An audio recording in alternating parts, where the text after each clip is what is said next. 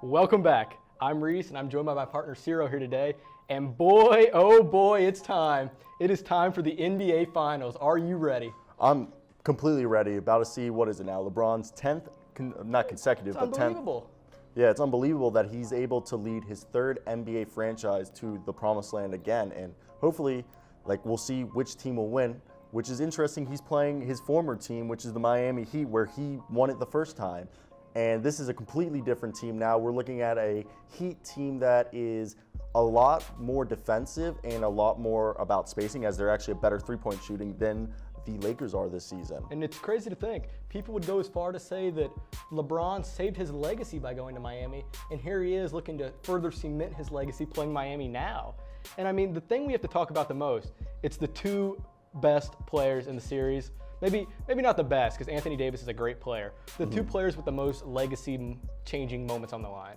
LeBron James, Jimmy Butler, sure to be on each other a lot in this series. So tell me, who do you really favor in this matchup? Where do you see it going? I favor the Lakers due to the fact that LeBron James and AD is just a duo that is unstoppable. They're probably both top 5 players, while the Heat don't have a top 5 player. They only have maybe a top 5, top 10, top 15 player. So with that being said, LeBron is the most dominant player on this matchup, and with him going against Jimmy Butler, who doesn't even break 20 points a game in this bubble, which they've both played 22 games so far in the bubble, and it's just interesting to see if the Heat can even steal a game or two, because I wouldn't be surprised if the Lakers were to win 4-1 or even sweep it. Certainly interesting to note, and a lot of people are wanting to say the torch has been passed to perhaps Giannis or maybe even Kawhi.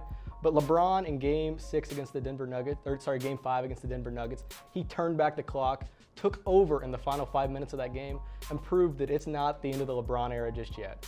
But perhaps the most important matchup of the series, how will the Heat defend Anthony Davis? That's an interesting one, because we know they signed Andrew Iguodala to be the LeBron killer, because he had done that for Golden State Warriors in the previous finals that he had been matched up against LeBron.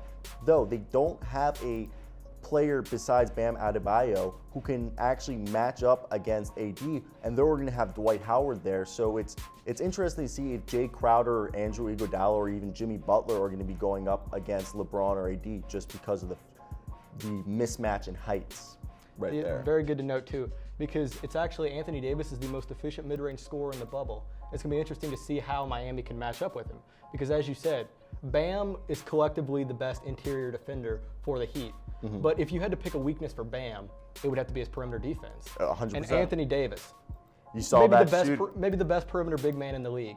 So it's going to be extremely tough for Miami to cover him, which all signs point to how are they going to cover him, which I'm going to have to agree with you. I don't see a way in which Los Angeles loses this series. I would go 5, maybe 6 games. It just, to me, Miami's going to sneak one out. That killer instinct that they had against Boston. Jimmy is, for lack of better words, a dog. Jimmy gets it done when Jimmy needs to get it done. Both sides. Maybe the best leader in the league behind LeBron James, who he's going up against.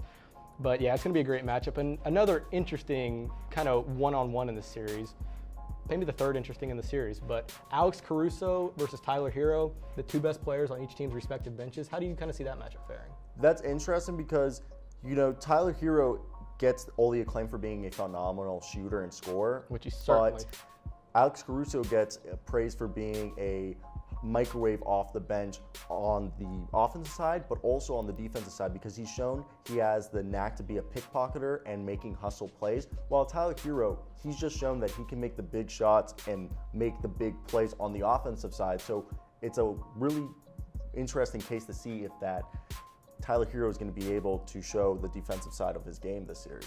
And Tyler Hero, he actually has the best player efficiency rating in the final 4 minutes of the bubble, which is certainly surprising to hear for a rookie that I can speak from witnessing that many Miami Heat fans were not happy with them bringing in. But no, I think it's interesting to hit on Alex Caruso, because going into the season almost, they signed him, or didn't sign him, he was on the team, but it's almost kind of thought of as a meme.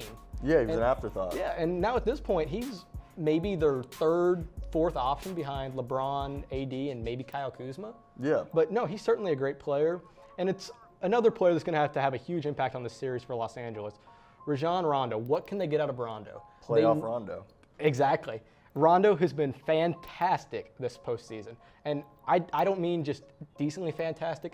He's probably been their third or fourth best player. Yeah. And when LeBron comes off the court, LeBron's the Lakers' primary ball handler.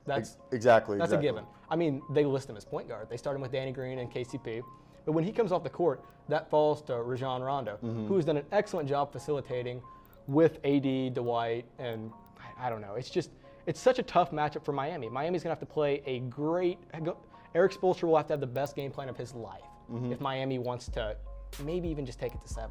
No, I 100% agree. Rajon Rondo is the second best ball distributor on the Lakers. When LeBron was coming off the court and Rondo was still out with injuries, we saw how the offense went stagnant and it wasn't able to move. People weren't moving around. But you see, when Rondo's on the court, even on the same time as LeBron, it opens up the court for everyone else because everyone's thinking, what's LeBron going to do? And he becomes a decoy, opening up the rest of the team. So with Rondo being there, either with LeBron on the court or without LeBron on the court, you don't see the offense slow down due to the fact that he's still having people get open, make plays. Even when he's not scoring, he's passing and making defensive plays against the other team's best offensive player. So do you think we're going to get a glimpse of prime Dwight? I hope so. You can only remember those days back in 2009 when he went against the Lakers in those NBA Finals and lost in a sweep against the great Kobe Bryant. And this would be his first ring. Before we go, who's your Finals MVP? I think it's going to be LeBron James just because of, he has a chip on his shoulder thinking that he's never going to be able to get it done. How about yourself? And he's not happy about that, not winning the regular season MVP. I'm going to go with AD. That's all the time we got here.